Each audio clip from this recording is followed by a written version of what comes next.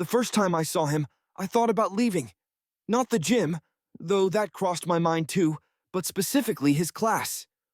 There was something intimidating about the way he commanded the small studio space, his voice carrying over the pulsing music as 20 sweaty bodies followed his lead. I stood frozen in the doorway, gym bag clutched to my chest like a shield, watching as he demonstrated a complex sequence with effortless grace.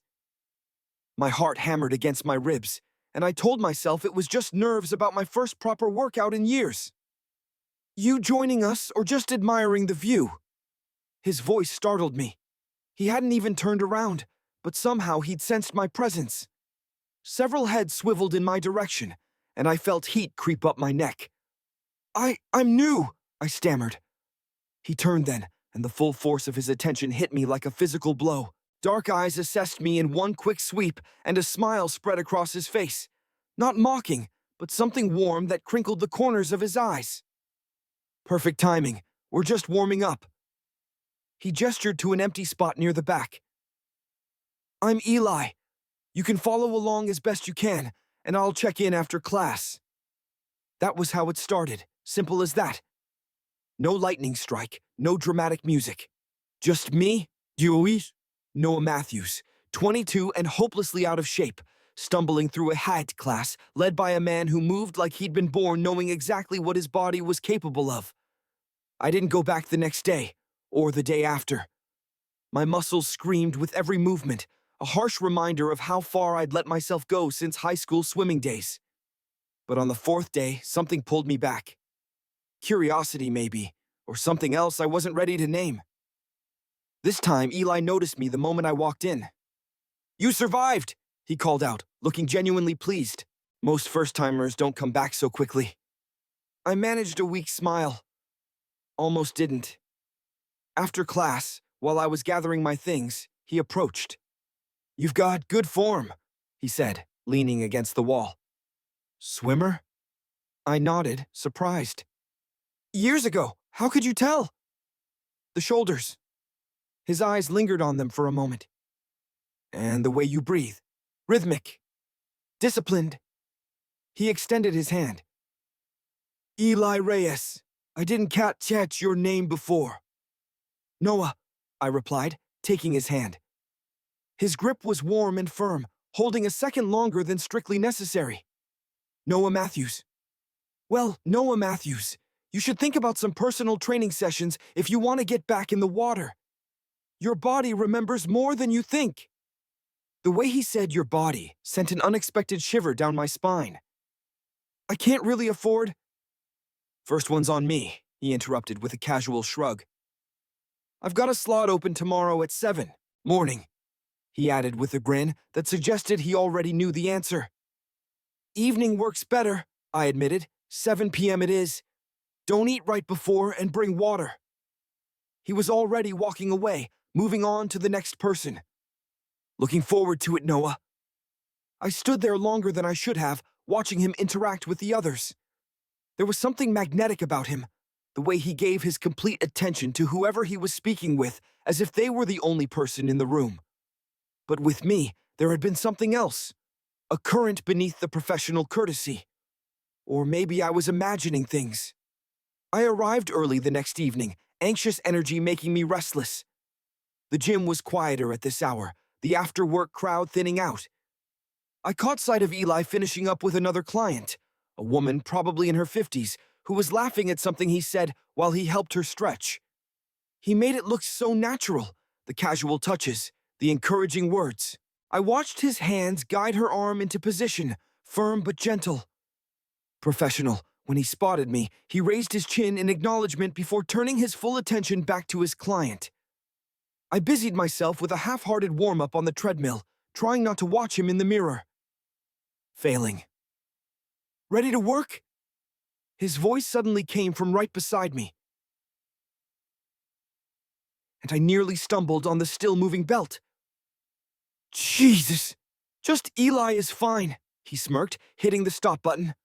Though I've been called worse during these sessions. Up close, he was even more imposing than he appeared when teaching class. Not huge like some of the bodybuilders who haunted the free weight section, but solid. Present, he radiated a quiet confidence that made me acutely aware of my own gangly limbs and the softness that had replaced my once athletic build. "Let's start with an assessment," he said, leading me to a quieter corner of the gym. "I need to see what we're working with." What followed was the most thorough and intimate 45 minutes of my life. Eli measured and evaluated every aspect of my fitness, flexibility, strength, endurance. But it wasn't clinical. There was something almost tender in the way his hands positioned my arms, adjusted my stance, pressed against my shoulder blades to correct my posture. "Breathe," he murmured at one point, his chest nearly touching my back as he guided me through a stretch. I could feel the warmth radiating from him, smell the faint notes of cedar and citrus from whatever soap or cologne he used. "Your body can't heal if you're holding your breath." I inhaled shakily, trying to focus on anything but the press of his palm between my shoulder blades. "Good," he said softly, and something in his tone made me glance up to find his eyes on mine in the mirror, dark and unreadable. "Hold that." By the end of the session, I was drenched in sweat but oddly energized. Eli handed me a towel, his fingers brushing mine. "You've got potential," he said. "Natural grace, but you need consistency, structure." "Is that your professional assessment?" I tried for humor, but my voice came out rougher than intended. Something flickered in his expression. Amusement, maybe, or approval. "My professional assessment is that you should book another session. My personal one is that I'd like to see where we can take this." Before I could ask what this meant, he was already moving toward the desk, pulling up the scheduling system. "Same time next week?" I nodded, not trusting my voice. "Good choice, Noah," he said, and the way my name sounded in his mouth felt like a secret. The sessions became the anchors of my weeks. Every Friday evening, while others were starting their weekends at bars or restaurants, I was at Activate Fitness with Eli, learning how to inhabit my body again. It started professionally enough. Eli was thorough, attentive, focused on rebuilding my strength and endurance. But somewhere around the third session, something shifted. The corrections became lingering touches. The encouragement took on a different tone. "Your body is waking up," he said during our fourth session, his hands on my hips as he corrected my form during a squat. His thumbs pressed into the small of my back, guiding me lower. "Feel that? The way everything connects?" I did feel it, and a dozen other sensations I couldn't name. The pressure of his hands, the heat of him standing so close behind me, the strange, fluttering tension in my stomach that had nothing to do with muscle fatigue. "Again," he instructed, not moving away.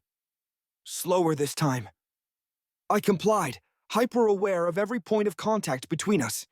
His hands stayed on my hips, steadying me as I lowered myself. I could feel his breath on the back of my neck. "Good," he murmured, and his approval sent a wave of something dangerous through my veins. "One more." After that session, he suggested we stretch in the private yoga studio instead of on the main floor. "More space," he explained casually, "and the mirrors will help you see what I'm talking about with your alignment." The studio was dimly lit, empty at this hour except for us. Eli closed the door, and the sounds of the gym, clanging weights, whirring treadmills, overlapping conversations, faded to a distant hum. "Lie back," he instructed, gesturing to a yoga mat he'd laid out. "We need to work on your hip flexors. Too much sitting is locking everything up." I did as he asked, staring up at the ceiling as he knelt beside me. Without warning, he took my right leg and pressed it slowly toward my chest, his other hand firm on my left hip to keep it grounded. "Breathe into the stretch," he said, voice low. "Your body wants to resist, but you need to surrender to it." The word surrender hung in the air between us as he leaned slightly more weight into the stretch. My breath hitched. "Too much?" "No," I managed, though I wasn't sure if we were still talking about the stretch. His eyes found mine, held them. "Tell me if it becomes too intense." The double meaning wasn't lost on me. Neither was the fact that I didn't want him to stop. These moments began to multiply. A hand on the small of my back, lingering seconds longer than necessary. His body positioned behind mine as he guided me through a movement pattern, close enough that I could feel the heat of him. The way his eyes tracked my progress in the mirror, sometimes meeting mine with an expression I couldn't decipher. I started arriving early to watch him finish with other clients. I told myself I was studying his techniques, but the truth was more complicated. I wanted to see if he was the same with everyone, if those lingering touches and loaded phrases were just his training style. They weren't. Oh, he was tactile with everyone, professional, encouraging. But there was a clear boundary he maintained, one that seemed to blur whenever we were alone. 5 weeks in, he suggested adding a second session. "You're progressing faster than I expected," he said, toweling off after demonstrating a complex movement sequence. His t-shirt clung to his chest, damp with exertion. "But once a week isn't enough if you really want to transform." "I can't afford twice a week," I admitted, embarrassed. I was already stretching my grad student budget to make these sessions work. Eli considered me for a moment. "Tuesday evenings are usually my admin time. Paperwork, programming, nothing exciting." He shrugged. "But the studio's empty. If you wanted to come in, I could use a break around 8, unofficial, off the books." My pulse quickened. "You don't have to do that." "I know." His gaze was steady, unflinching. "I want to." And that was how Tuesday nights became even more anticipated than Fridays. No payment exchanged, no formal structure, just Eli and me in the empty studio, working through movements that became increasingly intricate, increasingly intimate. "You're carrying tension here," he said on our third Tuesday, his fingers pressing into a spot beneath my shoulder blade that sent a jolt of something between pain and pleasure down my spine. "Have you been sleeping on your side?" I nodded, trying to focus on my breathing as his thumb worked small circles into the knot. "Your body remembers everything," he murmured, so close to my ear that I could feel the warmth of his breath. "Every stress, every touch, every moment of hesitation." His hand slid lower, tracing the curve of my spine through my thin t-shirt. "You need to release it," he continued, voice dropping even softer. "Let it go." I closed my eyes, surrendering to the pressure of his hands. This had long stopped being just a training session, but neither of us had acknowledged the shift aloud. It existed in the spaces between words, in the tension that crackled whenever we were alone together. After that night, our Tuesday sessions took on a new dimension. Eli began incorporating more partner work, exercises where our bodies had to work in tandem, where balance depended on mutual trust and coordination. "Lean into me," he instructed, standing chest to chest with me. His hands gripping my forearms as we balanced against each other's weight. "Trust that I won't let you fall." I did as he asked, leaning forward until our foreheads nearly touched, our bodies forming a perfect A-frame. I could see the flecks of amber in his dark eyes, count each individual eyelash. If either of us shifted even slightly, our lips would brush. Neither of us moved. "Hold this position," he said, voice barely above a whisper. "Find the point of perfect tension." My arms began to tremble, not from exertion, but from the electricity humming between us. Something was building, had been building for weeks, a recognition neither of us had put into words. Afterward, as I was gathering my things to leave, Eli leaned against the doorframe of the studio. "You're different," he said abruptly. I looked up, startled. "Different how?" He seemed to consider his words carefully. "From my other clients, from anyone I've trained before." My heart hammered against my ribs. "Is that a good thing?" "I'm still figuring that out." He pushed off from the doorframe, took a step closer. "I shouldn't notice the things I notice about you." The air between us felt charged, dangerous. "What things?" I managed to ask, my voice embarrassingly unsteady. He was close enough now that I could see the slight stubble darkening his jaw, smell the now familiar scent of cedar and citrus. "The way your breath changes when I touch you. The way your eyes follow me when you think I'm not looking." His gaze dropped briefly to my mouth. "The way you respond to my voice." I couldn't move, couldn't think. Every nerve ending in my body seemed to be firing at once. "This isn't professional," I whispered, though I made no attempt to step back. "No," he agreed, his voice low and rough. "It isn't." For one breathless moment, I thought he might close the distance between us. Instead, he reached out and brushed his thumb across my lower lip, so lightly I might have imagined it, if not for the trail of fire it left in its wake. "Friday," he said, dropping his hand. "Come for your regular session, but stay after hours. There's something I want to show you." Before I could respond, he turned and walked away, leaving me standing alone in the empty studio, my heart pounding and my lip burning from his touch. The next 2 days passed in a haze of anticipation and doubt. I replayed every interaction, every touch, every loaded glance, questioning whether I'd misinterpreted something that was purely professional. But then I had remembered the feel of his thumb against my lip, the heat in his eyes, and certainty would flood back, followed immediately by a wave of nervous anticipation. What was waiting for me after hours on Friday? And was I ready for the line that seemed about to be crossed?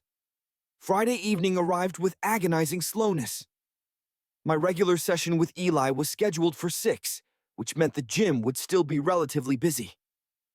A part of me wondered if the charged atmosphere of Tuesday night would dissipate under the fluorescent lights of regular business hours, with other people milling around. It didn't. If anything, Eli seemed more intensely focused on me than ever. His corrections were precise, deliberate, each touch lingering just long enough to send my pulse racing.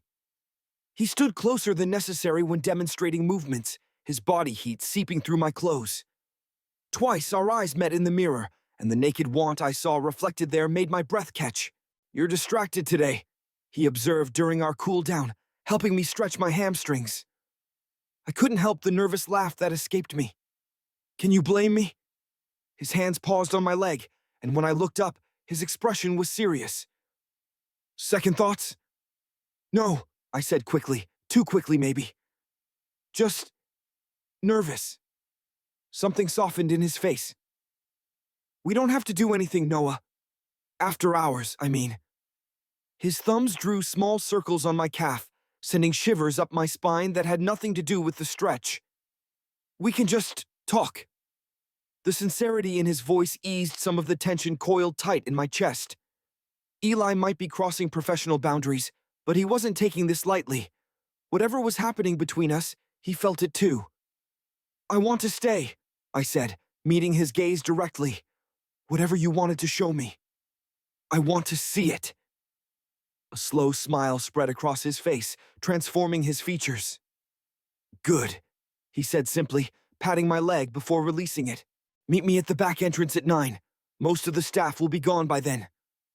The remaining hours crawled by. I killed time at a nearby coffee shop, too wired to eat, but forcing myself to sip a herbal tea and pick at a protein bar. My mind raced with possibilities, each more unlikely than the last. Was this how Eli operated? Did he make a habit of inviting clients to after-hours meetings? The thought sent an unpleasant jolt through me. But no, I'd watched him with his other clients. He was friendly, professional, focused.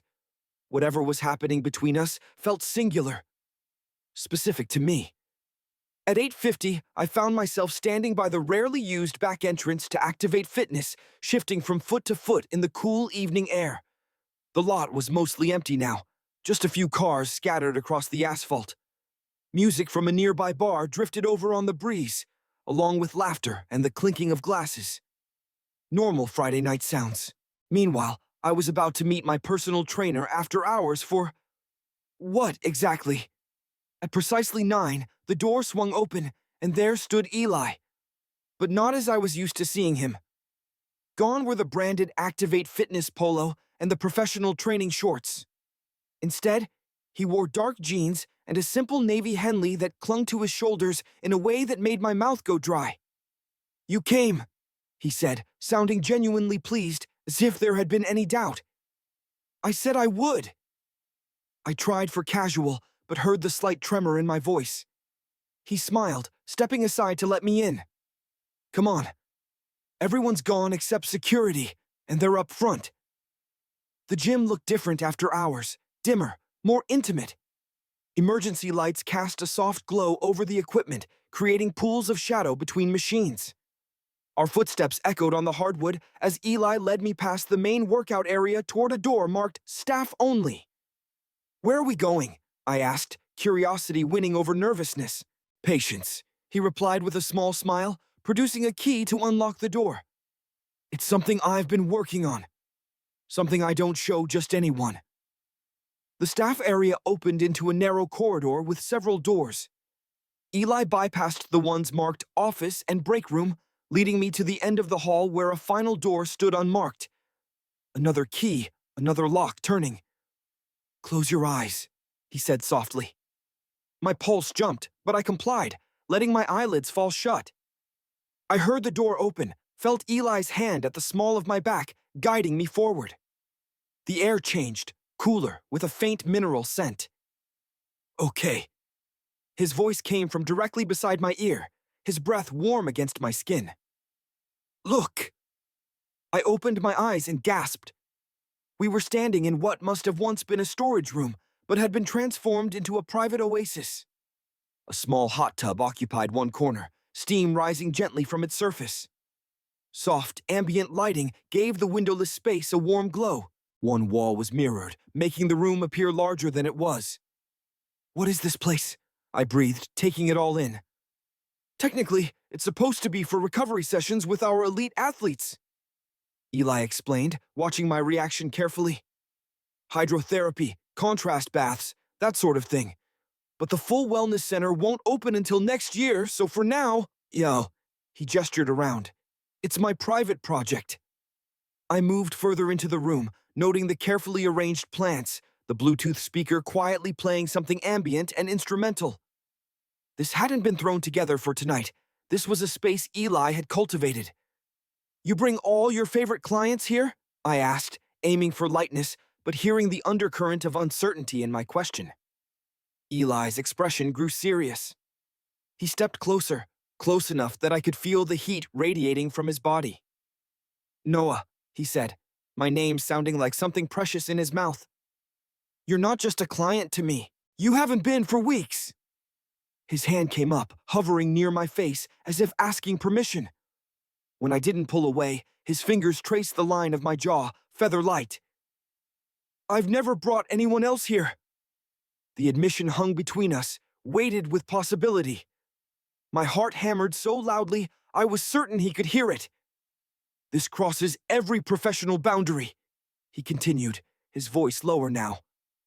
I know that. I should have requested you be transferred to another trainer the moment I realized what was happening. But I couldn't. His thumb brushed across my cheekbone. I couldn't stay away from you.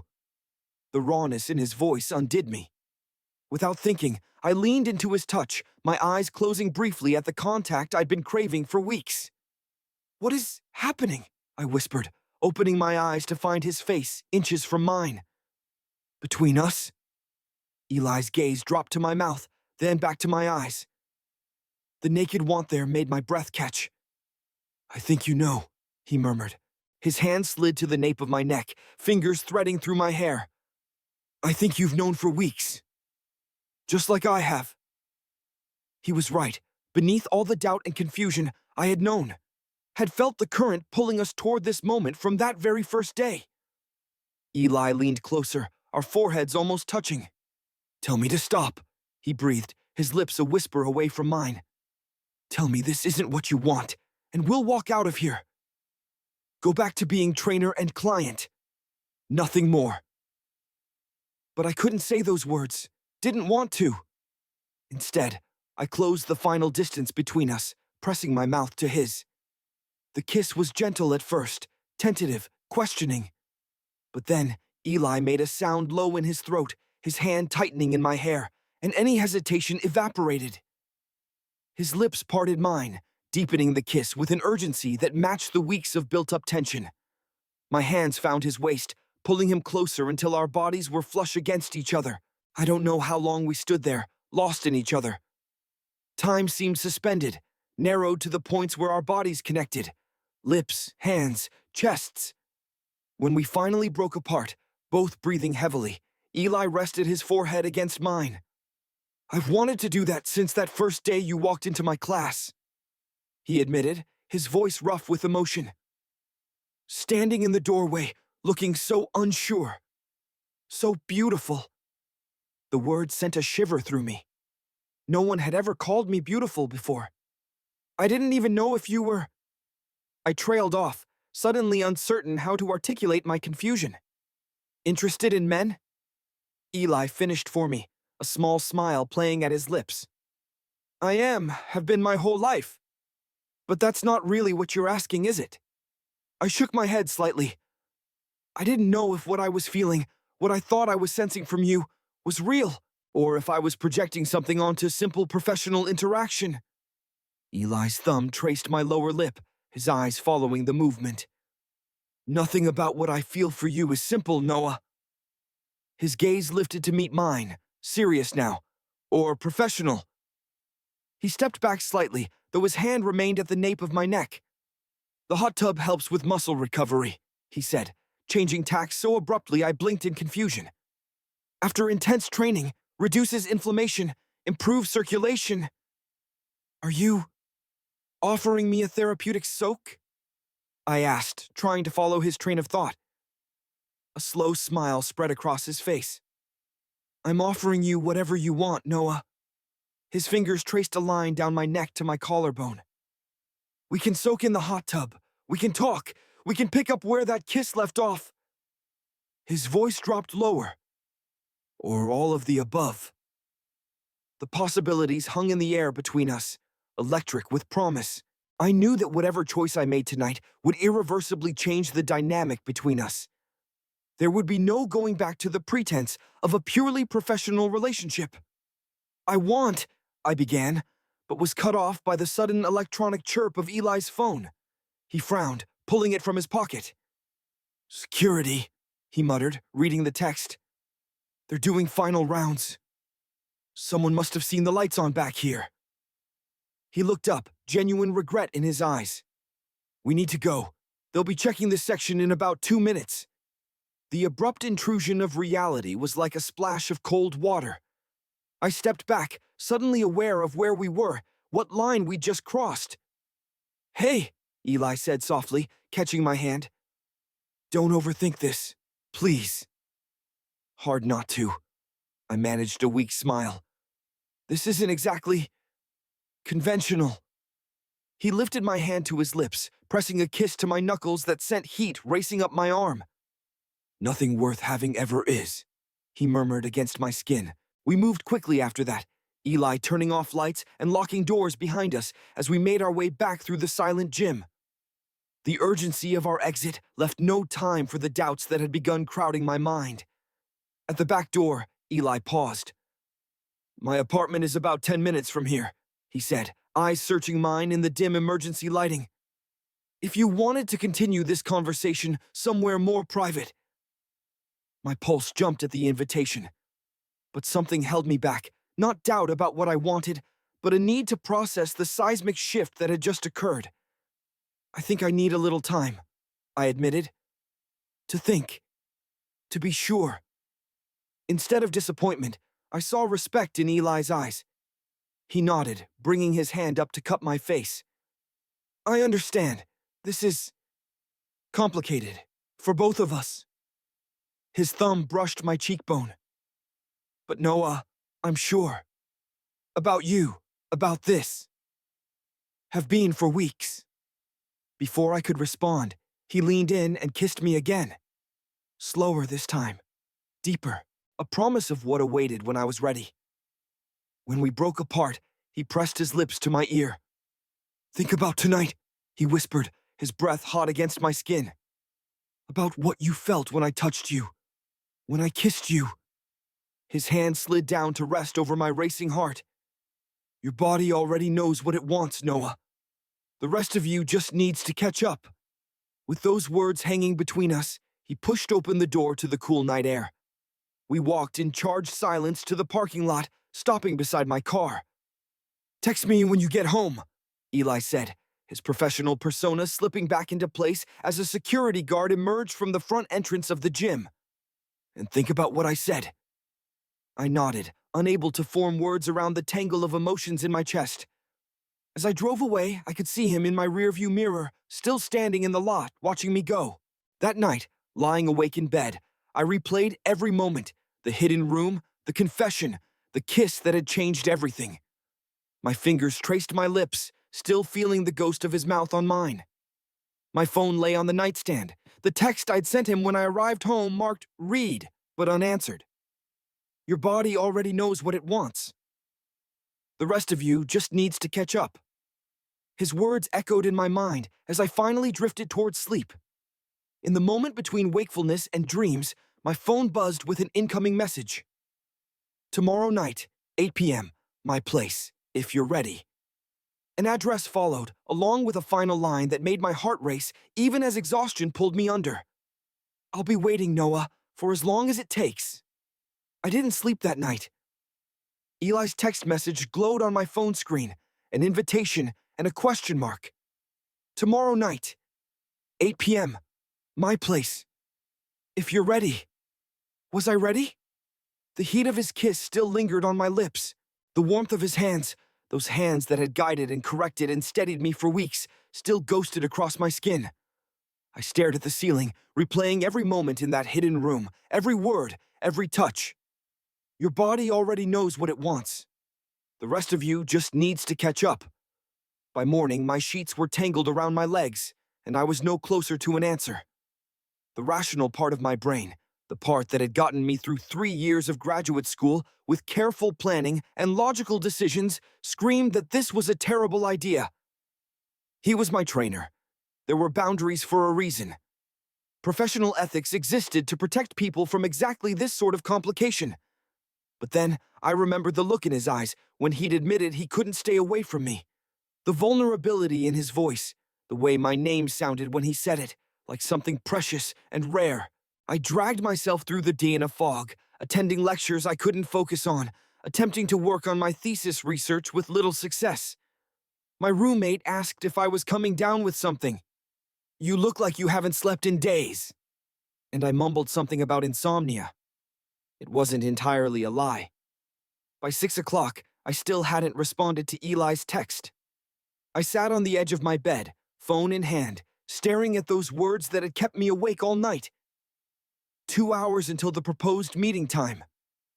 2 hours to decide whether I was about to make the biggest mistake of my life or follow something that felt terrifyingly like fate.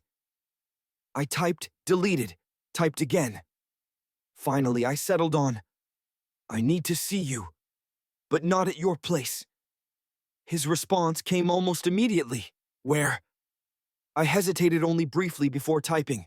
The gym, 8:30, after closing. Again, his reply was swift. I'll be there, back entrance. Same as last night. I set my phone down, heart racing. There was no turning back now. The gym parking lot was nearly empty when I arrived. A few cars scattered across the asphalt, likely belonging to cleaning staff or the last stragglers finishing their workouts before the 9 p.m. closure. The main entrance was still lit, but I drove around to the back, where shadows consumed most of the loading area. I killed the engine, but didn't get out immediately.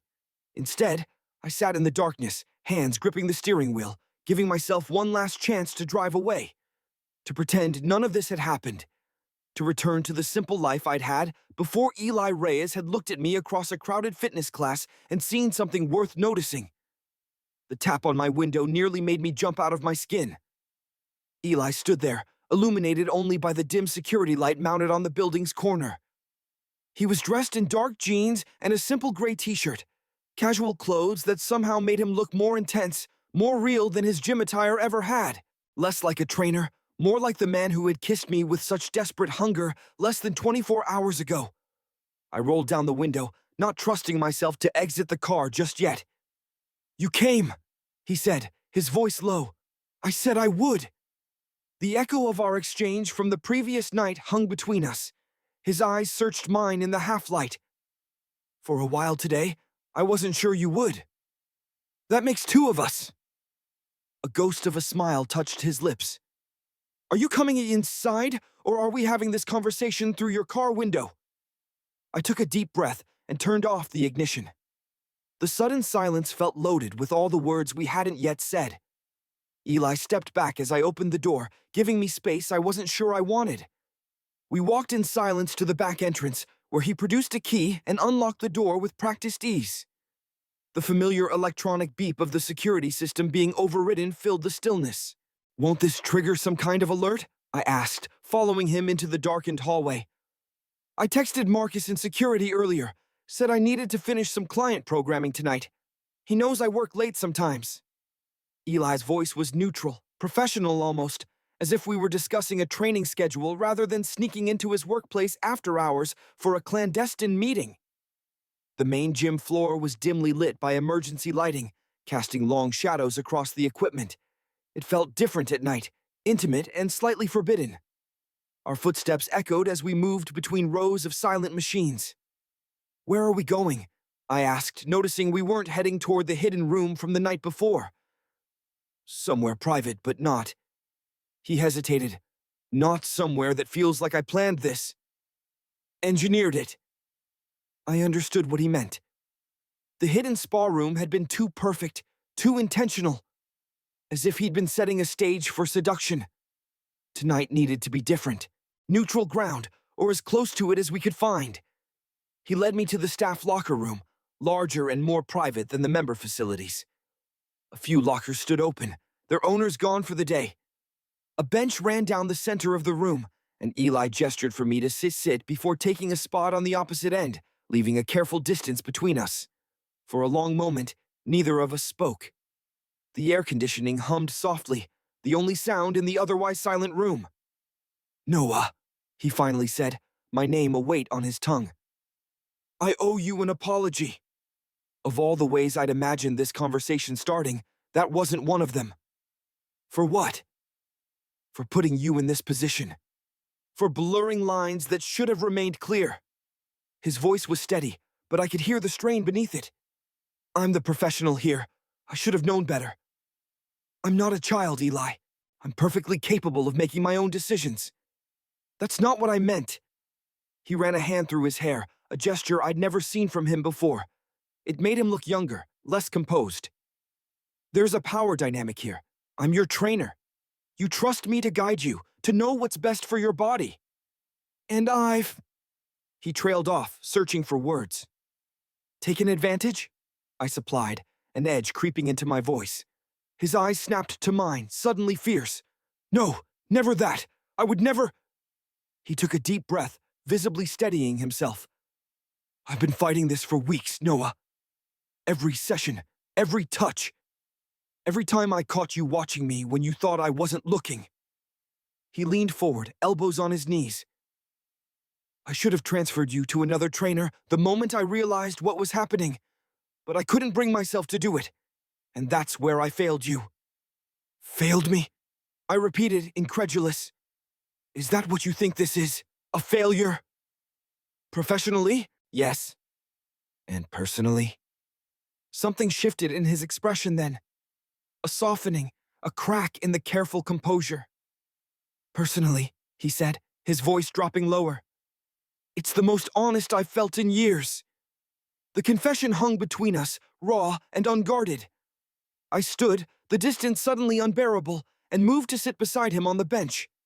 Not touching, but close enough to feel the heat radiating from his body. "I didn't come here for an apology," I said quietly. "I came because I couldn't stop thinking about what happened last night. About what you said." His eyes met mine, searching. "Which part?" "All of it, but especially—" I swallowed hard. "Especially when you said that I'm not just a client to you. That I haven't been for weeks." "You haven't," he confirmed, his voice barely above a whisper. "What am I then?" Eli's hand moved across the space between us, hovering over mine for a moment before withdrawing. A gesture of restraint that spoke volumes. "I don't know," he admitted. "I just know that from the moment you walked into my class, something about you—" He shook his head slightly, as if words were failing him. "It wasn't just physical attraction. Though there was that, from the beginning. It was something in the way you moved, the way you listen. The way you commit to every movement, even when it's difficult." I felt heat rise to my face under his gaze. "So what now?" "That depends on you." His voice was soft but steady. "What do you want, Noah?" The The question hung in the air between us, simple yet impossibly complex. What did I want?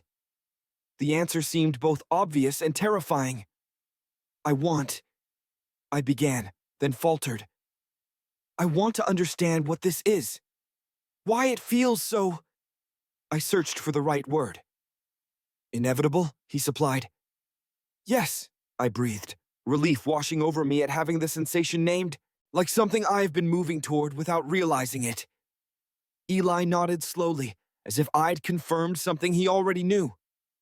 I didn't mean for this to happen, he said, echoing my thoughts. But I can't stop thinking about you. About the way you respond to my touch. The way your eyes follow me across the room. His voice dropped lower. The way you kissed me back last night. Heat flooded through me at the memory. I hadn't planned on that either. No regrets? None, I answered honestly. Just questions. Confusion. He nodded, understanding in his eyes. About what this means for you. For both of us. He shifted on the bench, turning to face me more directly. I can't be your trainer anymore. Not after this. It wouldn't be right. The practical reality of our situation landed heavy in my chest. I know. But that doesn't mean... He hesitated, then continued, his voice gaining confidence. That doesn't mean we can't explore whatever this is between us, if that's what you want. And if it doesn't work out, I asked, voicing the fear that had been lurking beneath all my confusion. Then it doesn't work out, he said simply. But at least we'll know. Instead of wondering what might have happened if we'd been brave enough to try. Brave, I repeated, testing the word. Is that what this is? Isn't it? His eyes held mine. Taking a risk on something that matters? I looked at him then. Really looked at him. Not as my trainer, not as the object of my confused desire, but as a man sitting before me, vulnerable and honest. The dim locker room lights carved shadows across his face, highlighting the tension in his jaw, the careful hope in his eyes. When did you know? I asked suddenly. That this was more than professional? He considered the question, his brow furrowing slightly. There wasn't a single moment, it was gradual. But I remember one session, maybe our fourth or fifth. You were struggling with a particular movement pattern, getting frustrated with yourself. Most clients give up when they hit that wall, or they blame the exercise, the equipment, me. A small smile touched his lips. But you just took a breath and said, "Show me again." And I thought to myself, this one's different. The memory warmed me. I remember that day. You made me repeat the movement until my arms were shaking. Because I knew you could do it, and you did. His eyes softened. You have this quiet determination that's magnetic. I found myself looking forward to our sessions in a way that was decidedly unprofessional. And what about last night? I pressed, taking me to that room? A mistake, he admitted, or at least the timing was. I'd been working on that space for months, my own project, separate from the gym's plans. A place to decompress, to center myself. He looked down at his hands. I wanted to share it with you, to show you a part of me that wasn't the trainer, the professional. Just Eli. The vulnerability in his voice undid me. Without thinking, I reached out and covered his hand with mine. His skin was warm, his fingers instinctively turning to intertwine with mine. I want to know that part of you, I said softly. The part that's just Eli. His eyes flickered to our joined hands, then back to my face. Noah, he breathed, my name a question and a prayer. The distance between us had shrunk without my noticing, our bodies gravitating toward each other on the bench. I could feel his breath, warm against my cheek, could smell that now familiar scent of cedar and citrus that clung to his skin. I can't be the one to cross this line again, he whispered, his face inches from mine. Not after last night. It has to be your choice. Your move. Understanding washed over me. He was giving me control, ensuring that whatever happened next came from me, not from the trainer-client dynamic that had shaped our relationship until now. Time seemed to slow as I leaned forward, closing the final distance between us. This kiss was different from last night's desperate hunger, slower, more deliberate. His lips were soft against mine, responding but not leading, allowing me to set the pace. My free hand came up to rest against his chest, feeling the steady thud of his heart beneath my palm. His own hand remained carefully at his side, not pulling me closer, but not pushing me away. I was the one who deepened the kiss, my tongue tracing the seam of his lips until they parted for me. A small sound escaped him then, something between a sigh and a groan, and his restraint seemed to falter. His hand came up to cup my face, thumb tracing my cheekbone with a tenderness that made my chest ache. When we finally broke apart, both breathing heavily, he rested his forehead against mine. "I've wanted to do that again since the moment you drove away last night," he confessed, his voice rough with emotion. "Me too," I admitted, surprised by how steady my voice sounded despite the thundering of my heart. We stayed like that for a long moment, foreheads touching, breaths mingling, hands still intertwined between us. The quiet hum of the building surrounded us, a cocoon of privacy in the empty gym. "What happens now?" I eventually asked, not pulling away. "Now," Eli said, brushing his thumb across my knuckles. "We figure this out, together, at whatever pace feels right." "And my training?" A smile tugged at his lips. "I have a colleague, Marina. She's excellent, possibly better than me, though don't tell her I said that. I could refer you to her." "And us? How would this work?"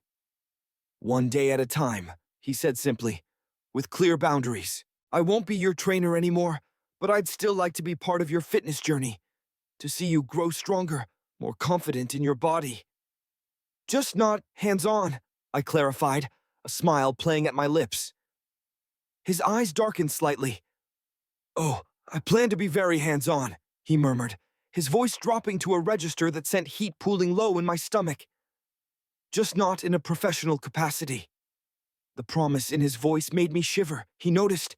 Of course he did, and his smile widened slightly. "Cold?" he asked, though we both knew that wasn't it. "Nervous," I admitted. "This is new territory for me." His expression softened. "For me too, Noah. I've never crossed this line before. Never wanted to until you." "Never?" I couldn't keep the note of surprise from my voice. "Never," he confirmed, his gaze steady and sincere. "I take my profession seriously, the trust my clients place in me. It's sacred. I wouldn't risk that for a passing attraction. So this isn't passing." He shook his head, bringing our joined hands to his lips. "No, this is something else entirely." The certainty in his voice both thrilled and terrified me. How could he be so sure when I was still grappling with the newness of it all? As if reading my thoughts, he added, "It's okay if you're not there yet. If you need time to process all of this. I've had weeks to come to terms with how I feel about you." "And how do you feel?" I asked, my voice barely above a whisper. He held my gaze, unwavering. "Like you've woken something in me that I didn't know was sleeping." The raw honesty in his voice stole my breath. This wasn't a line, wasn't a practiced seduction. This was Eli, stripped of his professional armor, his careful boundaries, laying himself bare before me. "I should be running for the hills right now," I said, a small laugh escaping me. This is exactly the kind of complication I've always avoided. "And yet, here you are," he observed, a hint of wonder in his voice. "Here I am," I agreed, looking down at our intertwined fingers. Terrified and excited, both at once. His thumb traced circles on the back of my hand. "Fear and excitement feel remarkably similar in the body," he said, slipping momentarily into trainer mode. Elevated heart rate, quickened breath, heightened awareness. His eyes met mine again. "It's what you do with those sensations that matters." "What are you doing with them?" I asked, a slow smile spread across his face. "Right now, trying very hard not to kiss you again." The admission sent a jolt of heat through me. "And if I asked you to?" "I'd say, we should probably get out of this locker room first," he replied, though the way his eyes dropped to my mouth belied his attempt at restraint. Staff starts arriving at 5 a.m. We shouldn't be here when they do. Reality intruded, bringing with it a wave of uncertainty. So what now? Eli stood, still holding my hand, gently pulling me to my feet. Now I walk you to your car, and then... He hesitated. My offer still stands. My place is 10 minutes from here. We could talk more, or not talk. His free hand came up to brush a strand of hair from my forehead, the touch so gentle it was barely there. No pressure, no expectations. Just continuing this, whatever this is. The invitation hung between us, tempting and terrifying in equal measure. Part of me wanted to say yes, to follow this current wherever it led. But another part, the cautious, rational part, knew I needed space to think, to process everything that had happened in the last 24 hours. I don't think... I began, watching his expression carefully for signs of disappointment. I don't think I'm ready for that yet. Not tonight. Instead of frustration, I saw understanding in his eyes. Okay, he said simply, squeezing my hand. Like I said, no pressure, no expectations. But I do want to see you again, I added quickly, outside of the gym. To talk. To figure this out. Release softened his features. How about dinner, tomorrow night? Like a date? I couldn't help asking, the word feeling strange on my tongue. His smile was warm, genuine. Exactly like a date. I'll pick you up at 7.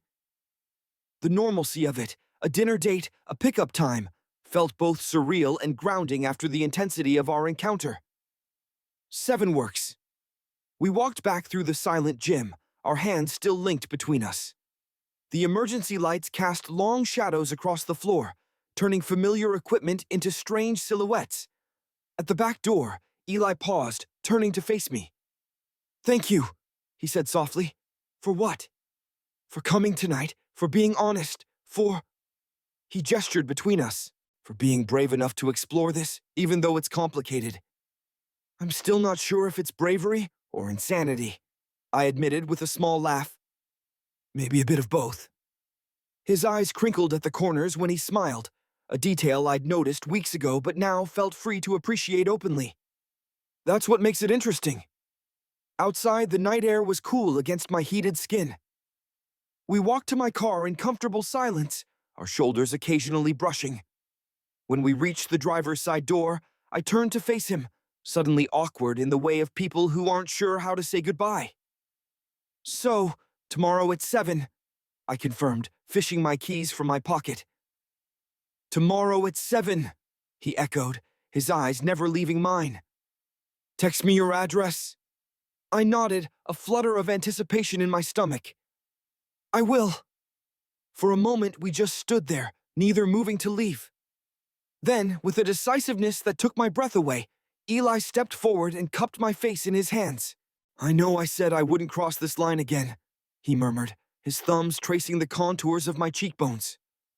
But I'm going to need something to hold me over until tomorrow night. Before I could respond, his lips were on mine, gentle but insistent, conveying a hunger that made my knees weak. I leaned into him, my hands finding the solid warmth of his waist, anchoring myself as the world seemed to tilt on its axis. This kiss was different from the ones before. Less hesitant, more certain, a promise rather than a question. When we broke apart, I was breathless, my heart racing against my ribs. Good night, Noah, he whispered, his forehead resting briefly against mine before he stepped back. Good night, I managed, my voice embarrassingly unsteady. As I drove away, I could see him in my rearview mirror, watching until I turned the corner and disappeared from sight. The taste of him lingered on my lips, the warmth of his touch still ghosting across my skin. Tomorrow at 7. A date. A beginning. For the first time in 24 hours, I felt something close to certainty settle in my chest. The next day passed in a haze of anticipation and last-minute doubts. I changed my outfit 3 times before settling on dark jeans and a pale blue button-down that my ex-girlfriend once told me brought out my eyes. The memory gave me pause. a reminder of how different this path was from anything I'd experienced before. It wasn't that I'd never been attracted to men. There had been moments, fleeting and quickly suppressed, throughout my adolescence and early adulthood, but I'd never acted on those impulses, never allowed myself to explore what they might mean. It had been easier to focus on women, to follow the path of least resistance through high school and college relationships that were pleasant but ultimately unfulfilling. Now, standing before the mirror, I saw someone different looking back at me. Someone more honest, perhaps. Or at least, someone moving toward honesty. My phone buzzed with a text from Eli. "On my way. Can't wait to see you." Simple words that sent a flutter through my stomach. I typed back, "See you soon," then immediately wondered if it sounded too casual, too non-committal. But before I could overthink it further, my doorbell rang. Eli stood on my porch, almost unrecognizable in a charcoal button-down and dark jeans. His hair was slightly damp, as if he'd just showered, and he held a small bouquet of what looked like wildflowers. "These are for you," he said, holding them out with a somewhat self-conscious smile. "Too much?" "No," I said quickly, taking them. "They're perfect. Thank you." An awkward moment passed as we stood there, suddenly shy despite everything we'd already shared. "I should put these in water," I said, stepping back to let him in. My apartment was small but neat, the living space of a graduate student who spent more time in the library than at home. Eli glanced around with interest as I moved to the kitchen to find something that could serve as a vase. "Nice place," he commented, examining a framed photo of me with my parents at my undergraduate graduation. "It's not much," I replied, settling for a tall water glass for the flowers. "But it's close to campus, and affordable." "Your family?" he asked, nodding toward the photo. "Yeah, my parents." I placed the flowers on the coffee table, their bright colors adding warmth to the otherwise minimalist space. "They live about 2 hours north of here." "You're close with them?" I nodded. "Very. They've always been supportive. Of everything." Eli smiled, a genuine warmth in his eyes. "That's good to hear." Another moment of silence stretched between us, weighted with the unspoken. It was strange seeing him here, in my personal space, away from the context of the gym where our relationship had developed. "You look different," I blurted out, then felt heat rush to my face. "I mean, outside of the gym. In normal clothes." He laughed, the sound easing some of the tension. "I should hope so. Those company polos aren't exactly date material." "I don't know," I teased, finding my footing. "The shorts weren't bad." His eyebrow arched. "Noted." The moment of levity broke the ice, and as we headed to his car, conversation flowed more naturally. He'd made reservations at a small bistro downtown, intimate but not overly romantic. A neutral ground where we could talk, and talk we did. Away from the charged atmosphere of the gym, we discovered a different kind of connection. Eli told me about growing up in Southern California, about his journey from college athlete to personal trainer, about his dreams of opening his own wellness center someday. "I want to create a space that addresses the whole person," he explained over dinner, his eyes alight with passion. "Not just physical fitness, but mental well-being, nutrition, recovery, a holistic approach."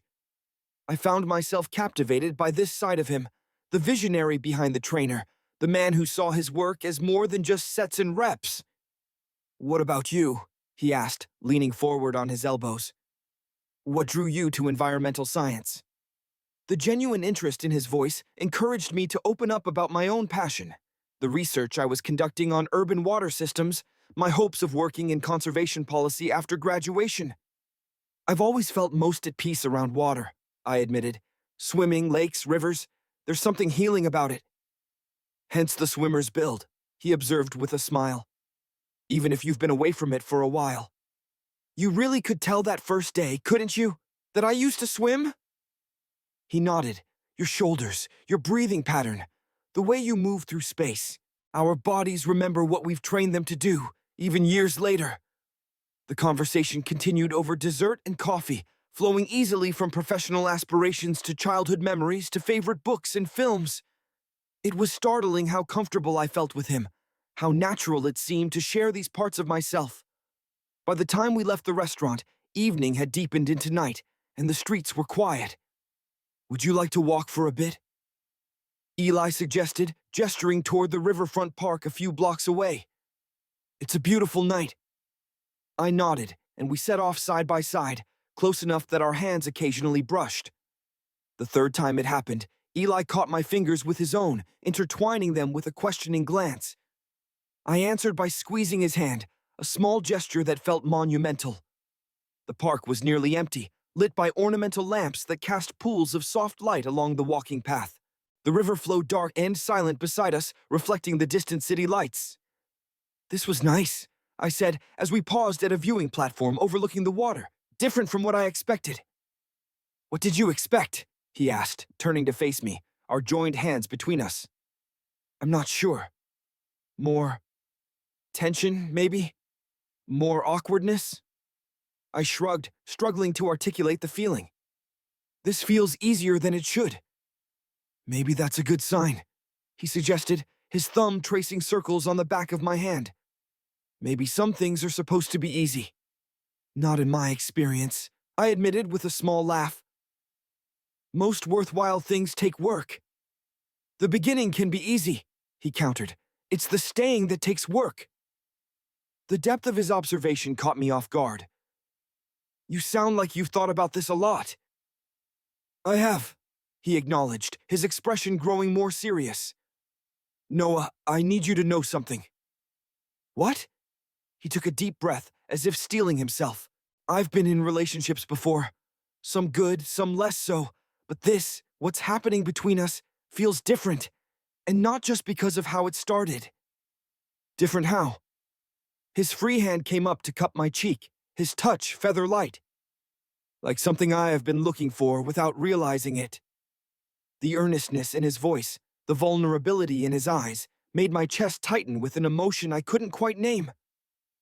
I'm scared, I admitted, the words tumbling out before I could stop them. Not of you, or of this, but of how much I already feel. How quickly. I know, he said softly. I'm scared too. You are? Of course I am. I've risked my professional ethics, potentially my reputation. But more than that. His thumb brushed across my lower lip, sending a shiver down my spine. I'm terrified of how much I've come to need the way you look at me. The way you see me. How do I look at you? I asked, genuinely curious. Like you're seeing all of me. Not just the trainer, not just the body, but the person underneath. His voice dropped lower. No one's ever looked at me quite the way you do. In that moment, standing by the river with the city lights twinkling in the distance, I understood what he meant. Because I felt it too, that sense of being truly seen, perhaps for the first time. Not the studious, reliable Noah my parents knew, not the focused, somewhat reserved graduate student my classmates saw, but some essential part of me that had been waiting to be recognized. I don't know what happens next, I confessed, stepping closer to him. I've never done this before. This, specifically, he asked, a hint of humor in his voice. Or any of it, I clarified. Dating a man, feeling this intensity, this certainty underneath all the uncertainty. His arm slid around my waist, drawing me closer until our bodies were flushed against each other. We figure it out together, he murmured, his lips inches from mine. Day by day, no rush, no pressure. No expectations, I echoed his words from the night before. Well, he amended with a small smile. Maybe one expectation. What's that? That you'll let me kiss you again. Properly this time. Without the locker room. Without the secrecy. The vulnerability in his request, the way he still sought permission despite everything that had passed between us, undid me completely. I answered not with words, but by closing the distance between us, my lips finding his in the soft lamplight. This kiss was neither hesitant nor desperate, but something else entirely. A gentle exploration, a coming home. His arms tightened around me as mine wound around his neck, our bodies fitting together as if designed for this purpose. The world narrowed to the points where we connected. Lips, chests, intertwined legs, as the kiss deepened, grew more urgent.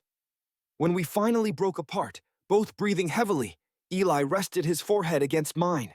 "I've been wanting to do that all evening," he admitted, his voice rough with emotion. "Me too," I confessed, my hand still linked behind his neck. "Since you showed up at my door with those flowers." He laughed softly, the sound vibrating through his chest against mine. "We should have skipped dinner." "No," I said, surprising myself with the certainty in my voice. "This was perfect. Getting to know you, the real you, outside of the gym. It matters." His expression softened, something like wonder in his eyes. "You continue to surprise me, Noah Matthews." "Is that a good thing?" "The best thing," he assured me, pressing a quick kiss to my lips before reluctantly releasing me. "But it's getting late, and you have an early class tomorrow." I blinked, surprised. "How did you know that?" "You mentioned it during dinner, your environmental policy seminar at 8. The fact that he'd remembered such a small detail, had been listening so attentively, warmed me from the inside out. "Right, I did." We walked back to his car, hand in hand, the silence between us comfortable now. As we drove back to my apartment, I found myself studying his profile in the passing streetlights, the strong line of his jaw, the curve of his lips, the way his eyelashes cast shadows on his cheeks when he blinked. It seemed impossible that just weeks ago he had been simply Eli the trainer to me. A professional figure, admired from a distance. Now he was... what? My date? My almost lover? The word boyfriend floated through my mind, simultaneously thrilling and terrifying. At my door, we faced each other again, neither wanting the evening to end.